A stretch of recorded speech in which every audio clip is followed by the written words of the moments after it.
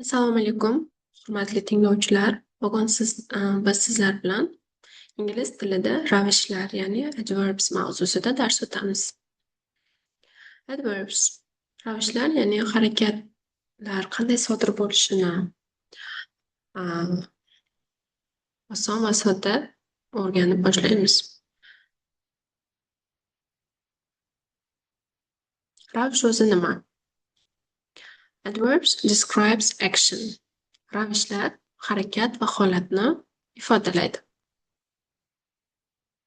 What is an adverb? Asosiy vazifasi ravishlarning harakatning qanday, qachon, qayerda va qanchalik ko'p bajarilishini ko'rsatadi. U asosan fe'lni tushuntirib keladi. Masalan, he runs quickly.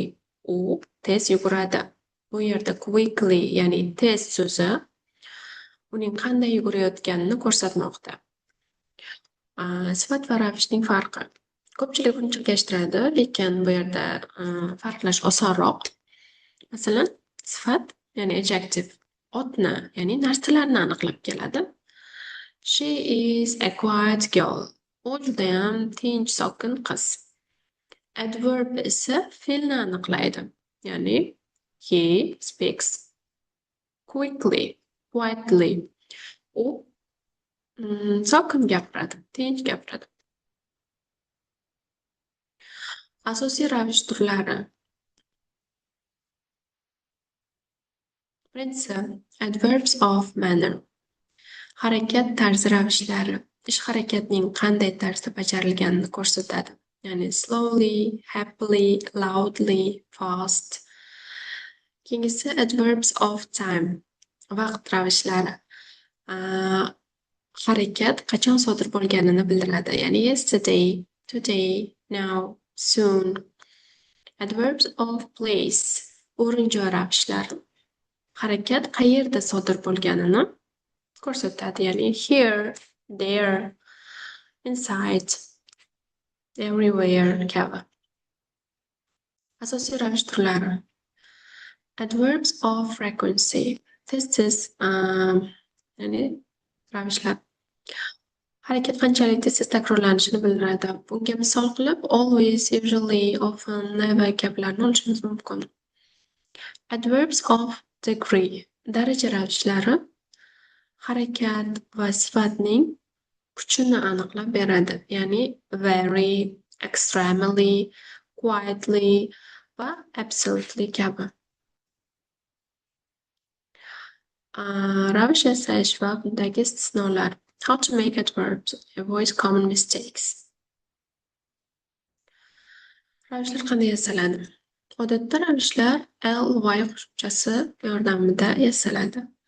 Masalan, oddiy holatda quick so'zi bu sifat. Biz uni ravishga aylantirish uchun quickly, ya'ni ly qo'shimchasini qo'shishimiz kerak bo'ladi. He drew quickly. Oson o'zgartirish, masalan, easy, easily, osonlikcha. Easy sifat bo'lib turibdi. Uni biz ravish qilish uchun yana ly qo'shimchasini qo'shamiz. He passes the test easily. Keyingi misollarda gentle, gently, he touched the kitten gently. Automatic, automatically, automatic ravishda. The door opens automatically kabi. Irregular verbs, ya'ni noto'g'ri ravishlar. Bu yerda 4 ta muhim istisnolar mavjud. Ly qo'shimchasini olmaydigan ravishlar ham bor. Ularga good sifat bo'lsa, uning ravishi well. She plays piano well. Fast. Fastni mas o'zgarmaydi. Sifatda ham, ravishda ham bir xil shaklda turadi. Hard, qiyin. Sifat hard, astoydil, qattiq. They work hard. Ular qattiq ishlashdi. Late, kechki, bu sifat. Late, kech qolish. He arrived late kabi. 4 ta muhim istisnolarni yodingizda saqlab qolishingiz juda ham muhim. Keyingisi ravishlar gapga qayerda keladi? Ravishlar harakat tarzini ko'rsatganda, ya'ni verb plus adverb. Bu yerda odatda fe'ldan keyin keladi. Masalan, he walks slowly. U sekin yuradi. Ikkinchisi, tez-tezlik ravishlari, ya'ni subject plus adverb plus verb. Asosiy fe'ldan oldin, lekin to be fe'ldan keyin keladi. Masalan, I always study hard yoki she's often late. U har doim kech qoladi. Sifat va boshqa ravishlarni kuchaytirganda adverb plus adjective tarzda keladi. Sifatning oldidan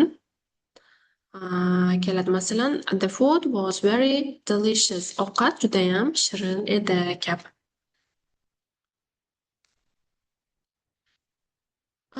Shu bilan bugungi bizning darsimiz o'z nihoyasiga yetdi. Keyingi darslarda ko'rishguncha xayr.